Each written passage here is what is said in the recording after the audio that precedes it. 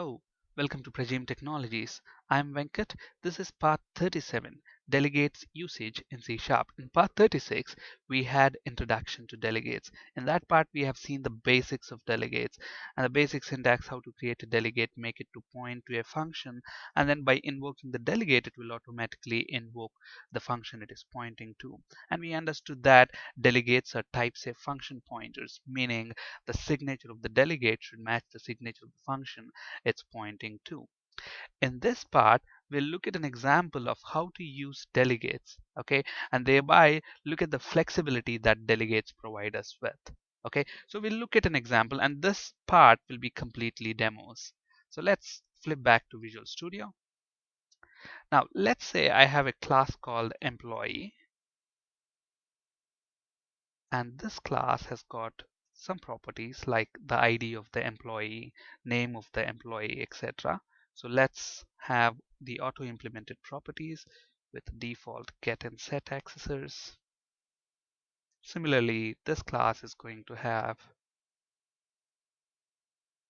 name, and obviously name of the employee is string type, and then salary, which is integer, and experience.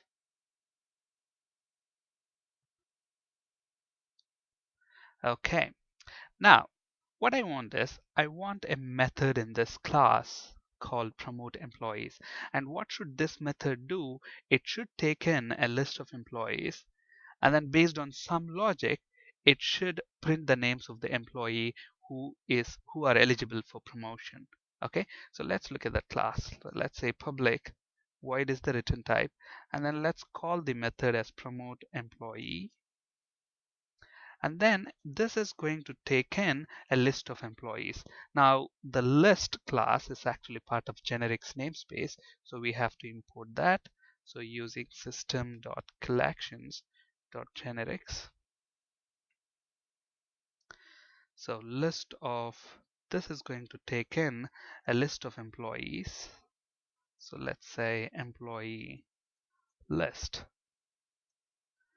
and then loop through that list for each employee in our employee list. Okay, so for each employee within our employee list, let's say for example, if the employee's experience is more than 5 years, then probably we want to promote them. So what we will do is, if the logic to promote employee is that if the employee's salary is greater than not salary, if the employee experience is greater than 5 years, then he is eligible for promotion. So let's print out his name. So if that employee and his experience is greater than or equal to 5, which means 5 years, then this employee is eligible for promotion. So let's say console.writeLine, whoever is that employee, his name,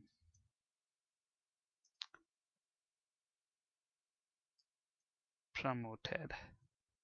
Okay, so we have this simple method to promote employees. Now, this class, I want to make this class reusable. Okay, anybody should be able to reuse and provide their own logic of promoting employees. But if you look at this class here, this is not reusable. That's because you have hard coded the logic of how you want to promote employees. Okay, let's say for example there is a company Y which wants to promote employees based on maybe their salary. For example, if anybody who has greater than 10,000 as salary, they want to promote that. Can they reuse your class without modifying it? They can't. They have to change this logic here. And maybe some other company Z has another set of different criteria to promote employees. So your now is not reusable. You coded that logic. So I want to have this promote employee, and it has flexible for people to plug in the logic they want to promote their employee. That in the next part, but let's complete this in this session. Now let's say I want to use this class. What we do, we create a list of employees. So I will say list of employee emp list is equal to and then we need to add some employees to this list. So we will say list. To this list we need to add a new employee, so we will say new employee, and let's employees like is equal to 101, name is Mary, and maybe his salary, her salary is equal to 5,000, experience is equal to 5 years.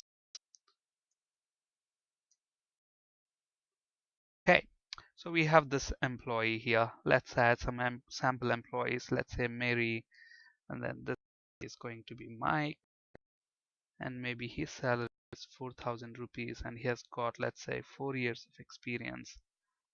And this is John, who has 6 years of experience.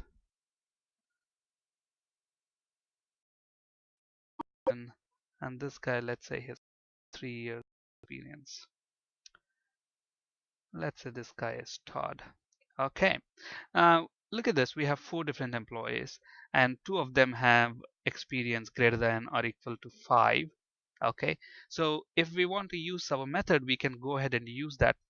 For the moment, let's make this method a static method, so we can invoke that method without creating an instance of employee class. So now, to use that, all I can do is employee dot promote employees, and then we can pass our employee list. Okay, now if we go ahead and run this, people who have 5 years of experience greater than or equal to 5 years should be promoted. Who has more than 5? Mary and John. So Mary and John promoted. Now this is not delegates. We haven't used delegates at all in this program, and that's why this program is not that flexible. Now tomorrow, if somebody wants to promote their employees based on, let's say, their salary or their experience or some other criteria, then they have to come here and change, this promote employee method, which is bad. Okay, because our employee class, we decided that we want that to be reusable. Okay, anybody, any logic, they should be able to plug into this promote employees, and then without modifying this class, this method, they should be able to reuse that. How is that possible? With the help of delegates, which we will be looking at in the next demo. Okay, but try and remember that these delegates are extensively used by framework developers, to plug the logic that developers want to into the framework methods. Okay, so in the next demo, we'll go ahead and see how to make this class, how to make this employee class reusable, so that end users, so that developers who uses your class and methods within that can plug in their logic without they having to modify your class. And that's what is the flexibility that delegates provides us with. So if you want to pass a method as a parameter to another method, then probably we can make use of delegates, and that's what we'll be looking at in the next session. All right, that's it for this session. Thank you for listening. Have a great day.